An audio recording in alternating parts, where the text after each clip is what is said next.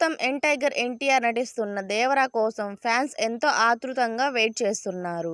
'RRR' తర్వాత తారక్ నుంచి రాబోతున్న కావడంతో ఎప్పుడెప్పుడు ఈ మూవీ రిలీజ్ అవుతుందా అని ఎదురుచూస్తున్నారు. మాస్ డైరెక్టర్ కొరటాల శివ ఎంతో జాగ్రత్తగా రూపొందిస్తున్న ఈ మాస్ యాక్షన్ మూవీలో ఎన్టీఆర్ ఊర మాస్ రగ్గడ్ లుక్లో కనిపించనున్నారు.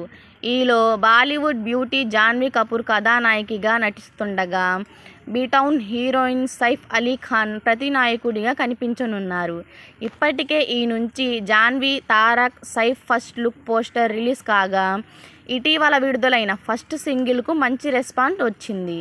పాన్ ఇండియా లెవెల్లో 2 భాగాలుగా రూపొందిస్తున్నారు. 'దేవర' ఫస్ట్ పార్ట్ దసరా కానుక అక్టోబర్ 10న గ్రాండ్గా రిలీజ్ చేస్తున్నట్లు ఇదివరకే మేకర్స్ ప్రకటించారు. దీంతో ఈ మూవీ గురించి నిత్యం ఏదొక వార్త నెట్టింట హల్చల్ చేస్తుంది. తాజాగా 'దేవర' స్టోరీ మొత్తాన్ని ఓ జూనియర్ ఆర్టిస్ట్ లీక్ చేసినట్టు తెలుస్తుంది.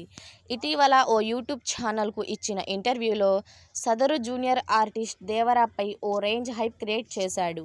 ఈ క్రమంలోనే 'దేవర' కథ కూడా చెప్పినట్లు సమాచారం.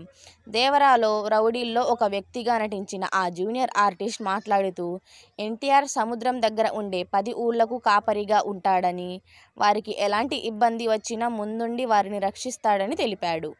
అందరికీ అండగా నిలబడే వ్యక్తి అని, సముద్రం దగ్గర ఫైట్ సీన్ ఉంటుందని, అందర్నీ నరికే సీన్ హైలైట్ అని ఆ సీన్ కోసం ఏకంగా 10,000 మందితో ఫైట్ చేశాడని, దీంతో సముద్రమంతా రక్తంతో నిండిపోయిందని, యాక్షన్ సీన్ లైవ్లో చూసి తాము షాక్ అయ్యామని, తారక్ యాక్టింగ్ నిజంగానే మైండ్ బ్లోయింగ్ అని తెలిపాడు.